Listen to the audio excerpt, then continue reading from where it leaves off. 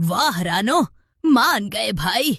मैंने अपनी पूरी जिंदगी में अमरूद के बाग देखे, मिर्चों के खेत देखे, पर गाजर का घर वो भी इतनी बड़ी और चमकीली गाजरें।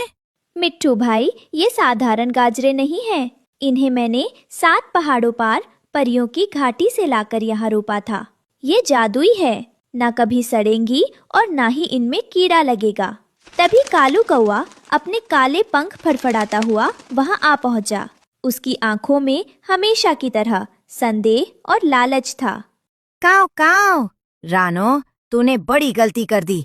तूने घर नहीं बनाया है, तूने पूरे जंगल को दावत का न्योता दे दिया है। रात को जब जंगली सुअर या गीदड़ आएंगे तो तेरे इस हलवे वाले घर का नामो निशान नहीं बचेगा। भाई, नकारात्मक बातें करना बंद करो। ये घर मेरी मेहनत का फल है। और सुनो, इसमें सुरक्षा का ऐसा जादू है कि कोई भी बिना मेरी मर्जी के इसे छू नहीं सकता। रात हुई, पूरा जंगल गहरी नींद में था, सिवाय एक साए के जो झाड़ियों के पीछे से रानो के घर को देख रहा था। वो अंधेरी गुफा की चुड़ैल थी। उसके बाल बिखरे हुए थे और उसकी त्वचा सूखी लकड़ी जैसी काली पड़ चुकी थी। और कितना दर्द सहेगी तू?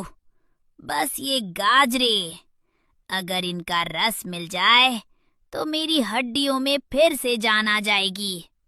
ये श्राप मुझे अंदर ही अंदर भस्म कर रहा है। वो धीरे धीरे रानो के घर की ओर बढ़ी। जैसे ही उसने एक गाजर को छुआ, घर से एक नीली रोशनी निकली और चुड़ैल को पीछे धकेल दिया। रानो की नींद खुल गई। कौन है वहाँ? कालू, मिट्ठू, देखो कोई मेरे घर को तोड़ रहा है। कालू और मिट्ठू तुरंत जाग गए और नीचे की ओर देखा। चुड़ैल फिर से गाजर पकड़ने की कोशिश कर रही थी। अरे बाप रे, ये तो वही दुष्ट चुड़ैल है जिसने पिछले साल खरगोशों के खेत उजाड़ दिए थे। भागो यहाँ से। मैंने कहा था ना, रानो, देख ले, तेरी गाजरों ने इस मुसीबत को बुलाया है। ओ बुढ़िया, जा यहाँ से, वरना मैं अपनी चोंच से तेरी आंखें फोड़ दूंगा। चुड़ैल नीचे गिर पड़ी और फूट फूट कर रोने लगी। उसकी चीखें पूरे जंगल में गूंज उठीं। मार डालो मुझे, हाँ मार डालो। वैसे भी ये श्राप मुझे तड़पा तड़पा कर मार रहा है। तुम्हें क्या लगता है मैं यहाँ चोरी करने आई हूँ? मुझे इन जादुई शक्तियों से कोई मतलब नहीं है। फिर तुम मेरा घर क्यों उजाड़ना चाहती हो? तुमने हमेशा जंगल के जानवरों को डराया है, आज तुम रो क्यों रही हो? सुन चिड़िया, 100 साल पहले मैंने एक बेगुनाह को सजा दी थी, जिसके बदले मुझे ये श्राप मिला। मेरा शरीर पत्थर का होता जा रहा है। सिर्फ निस्वार्थ भाव से बनाई गई जादुई चीज ही इस जादू को काट सकती है। मैंने पूरे देश में ढूंढा, पर हर जगह लालच मिला। सिर्फ तेरा ये घर, जो तूने प्यार और निस्वार्थ मेहनत से बनाया है, यही मेरी आखिरी उम्मीद है। पर मौसी, ये तो रानो का घर है। अगर उसने तुम्हें गाजर दे दी तो वो कहाँ रहेगी?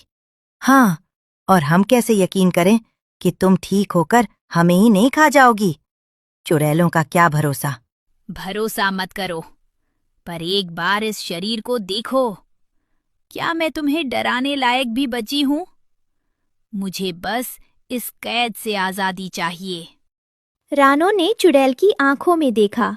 उसे वहाँ कोई छल नहीं, बल्कि एक गहरी यातना दिखाई दी।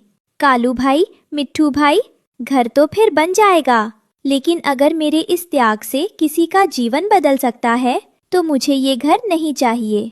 तू पागल है रानो, बिल्कुल पागल। रानो ने अपनी चोट से घर की मुख्य गाजरों के जोड़ काट दिए। धड़ाम से 3 बड़ी जादुई गाजरें नीचे चुड़ैल के सामने गिरी। लो मौसी, इन्हें खा लो। मैं नहीं चाहती कि मेरी वजह से कोई दर्द में रहे। चुड़ैल ने कांपते हाथों से गाजरों को उठाया और उनका रस पीने लगी। अचानक एक स्वर्ण ज्योति पूरे जंगल में फैल गई। चुड़ैल का डरावना रूप पिघलने लगा। उसकी जगह एक चमकदार सुनहरे पंखों वाली परी खड़ी थी। धन्यवाद रानो, तुमने मुझे सिर्फ श्राप से नहीं बल्कि मेरी नफरत से भी आजाद कर दिया। मैं भटक गई थी, पर तुम्हारी दया ने मुझे फिर से रोशनी दिखा दी। परी ने अपने हाथ हवा में लहराए। रानो का टूटा हुआ घर पहले से भी बड़ा, सुंदर और अब असली हीरो जैसा चमकने लगा। ये घर अब कभी नहीं टूटेगा और जो भी इसमें रहेगा उसे कभी भूख नहीं लगेगी। कालू कौवा अपनी चोंच दबाकर खड़ा था। उसे अपनी बातों पर शर्म आ रही थी। रानो, मुझे माफ कर दे।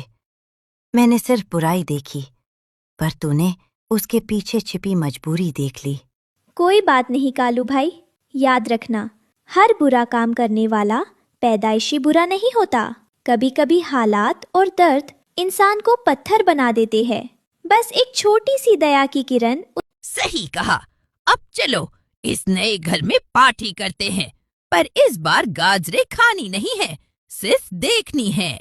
सब खिलखिलाकर हंस पड़े और नीलगिरी का जंगल खुशियों से भर गया। परी के पंख चांदी की तरह चमक रहे थे। उसने रानो को अपने पास बुलाया।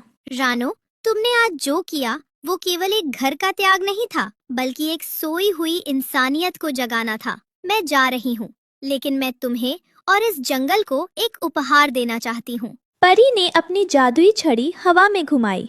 अचानक रानो के हीरो जैसे घर के चारों ओर छोटी छोटी नन्ही जादुई गाजरों के अनगिनत पौधे उगाए। अरे ये क्या? क्या अब पूरा जंगल गाजरों का खेत बन जाएगा? नहीं कालू, ये करुणा के बीज है।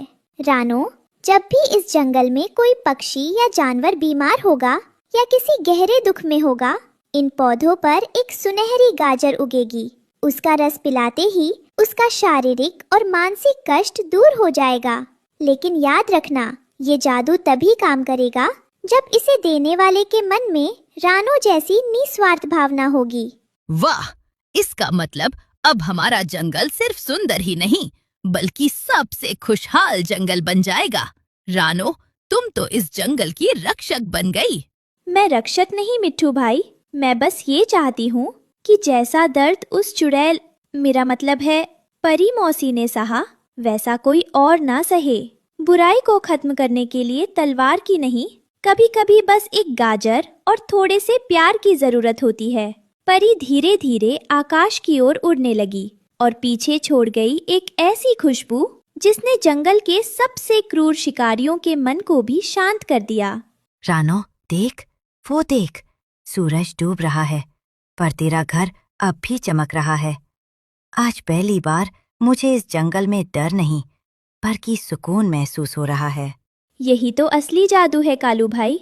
जब हम दूसरों का घर बसाते हैं तो ऊपर वाला हमारा घर खुद ब खुद रोशन कर देता है। उस रात नीलगिरी के जंगल में सन्नाटा तो था, पर खौफ नहीं। रानो अपने हीरो जैसे घर में सो रही थी और बाहर हवाओं में परी के आशीर्वाद की गूंज सुनाई दे रही थी।